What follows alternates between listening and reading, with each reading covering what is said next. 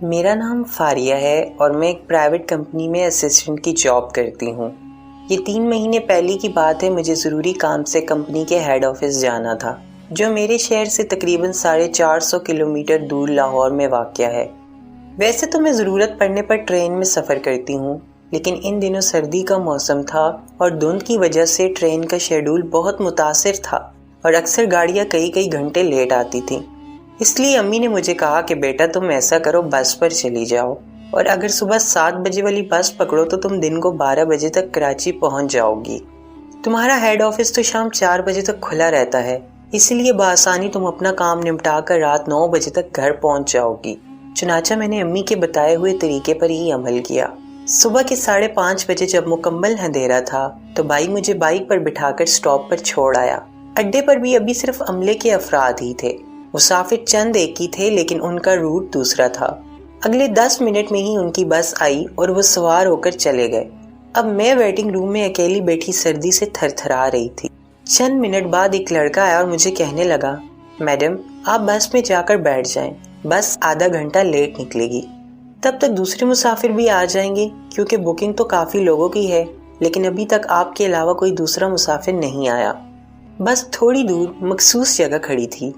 میں نے بیگ اٹھایا اور ویٹنگ روم سے باہر نکل کر بس میں جا کر اپنی سیٹ پر بیٹھ گئی تو مجھے کافی اچھا محسوس ہوا، کیونکہ بس کے اندر کافی گرمی تھی تو میری آنکھ لگ گئی۔ پتہ نہیں کتنا وقت گزرا، مجھے ایک ہاتھ اپنی رانوں پر رینگتا ہوا محسوس ہوا۔ پہلے تو میں نے اپنا وہم سمجھا، لیکن اس وقت میری آنکھ کھل گئی جب کسی نے میرا چہرہ دونوں ہاتھوں میں زور سے پکڑ لیا تو مجھے جھنجھناہٹ سی محسوس ہوئی۔ جب مجھے سمجھ آئی تو میری چیخ نکل گئی۔ 2 گندے کپڑوں والے میلے کچیلے نشئی مجھ پر ٹوٹ پڑے تھے۔ میں نے اٹھ کر بھاگنا چاہا تو انہوں نے مجھے پکڑ کر سیٹ پر گرا لیا۔ میں نے زور زور سے چلانا شروع کر دیا، لیکن بس کے اندر میری مدد کرنے والا کوئی نہیں تھا۔ بس مکمل طور پر بند تھی۔ پتہ نہیں میری آواز باہر سنائی دیتی بھی ہوگی یا نہیں۔ میں اکیلی نہتی لڑکی 2 بدنیت آدمیوں کے لیے ترنوالا ثابت ہو رہی تھی۔ میں ہاتھ پاؤں مار رہی تھی، کئی بار میرا پاؤں ان کو برے طریقے سے لگا بھی تھا، لیکن ان دونوں پر وحشت سوار تھی۔ وہ میرے کپڑے کھینچ رہے تھے، میری جو چیز بھی ان کے ہاتھوں میں آتی جانوروں کی طرح نوچ ڈالتے۔ میرے تن پر ایک کپڑا بھی نہ چھوڑا تھا۔ جب میرا جسم بالکل ننگا ہو گیا تو ان وحشی درندوں نے میرے جسم کے کچھ حصے اپنے منہ میں لے لیے۔ میں ان سے معافی مانگتی رہی کہ میری عزت بخش دیں، لیکن ان درندوں نے میری ایک نہ سنی اور ایک نے میرا انڈر ویئر اتار دیا۔ وحشی درندے کبھی اپنے گندے ہونٹ میرے منہ میں ڈالتے اور کبھی کہیں اور۔ یہیں تک نہیں، جب ان کی وحشت سر چڑھ گئی تو میری عزت کا جنازہ نکال دیا، اور دونوں نے وہی کیا جس کا مجھے ڈر تھا۔ میرے دونوں سراہوں کے ذریعے میری عزت برباد کر دی اور مجھے جیتے جی مار دیا۔ میری چیخوں سے پوری بس لرز رہی تھی، لیکن کوئی مجھے بچانے والا نہیں تھا۔ بس کے باہر عملے کے لوگ اپنے کاموں میں مصروف نظر آ رہے تھے، لیکن وہ بے خبر تھے کہ اندر کیا چل رہا ہے۔ میں نازک لڑکی 2 وحشیوں کے ہاتھ آئی ہوئی تھی، میرے سراغ سے خون رسنے لگا تھا کہ اچانک بس کے قریب سے ایک سیکیورٹی والا گزرا۔ میں نے چلا کر اس کو آواز دی، لیکن بند شیشوں کے اندر سے اس کو کچھ سنائی نہیں دیا۔ میں پاگلوں کے ہاتھوں مرنے سے پہلے ایک آخری کوشش کرنا چاہتی تھی۔ میں نے اپنی ٹانگ پوری قوت سے بس کے شیشے پر دے ماری۔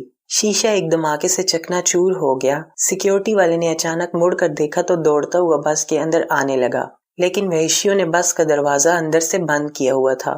بہرحال وہ سمجھ چکا تھا کہ بس کے اندر کچھ گڑبڑ ضرور ہے۔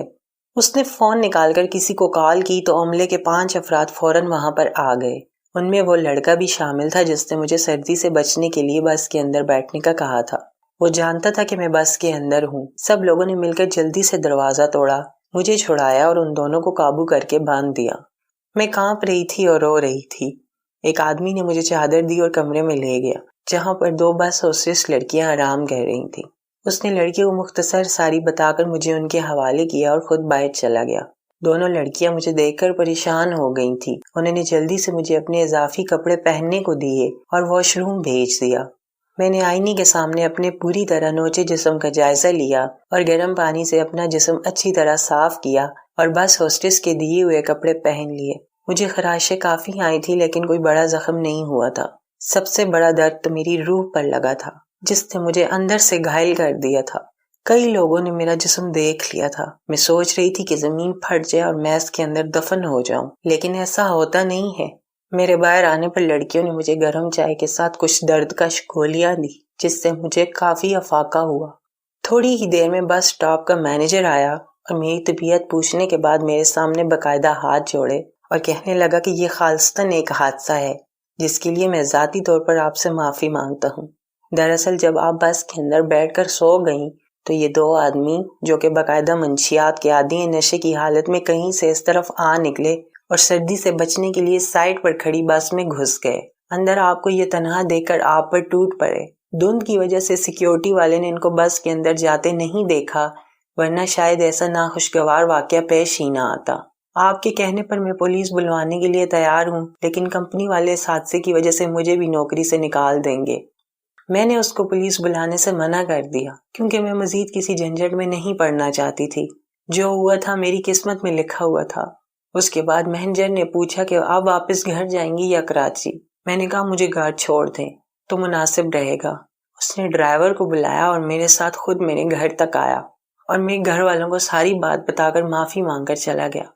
مجھے وہ صاف گو شخص بہت اچھا لگا، دیکھنے میں بھی اچھا تھا، اور کچھ ہی دنوں بعد وہ اپنی والدہ کو لے کر ہمارے گھر پہنچ گیا تھا اور آج میں اس کی بیوی ہوں۔ دوستو، عزت اور ذلت صرف اللہ کے ہاتھ میں ہے۔ میری کہانی کو سننے، دیکھنے اور پڑھنے کا بہت شکریہ۔ اگر آپ کو میری کہانی پسند آئی ہے تو پلیز میرے چینل کو لائکس اور سبسکرائبز کر دیں اور مزید ویڈیو کے لیے انتظار کریں۔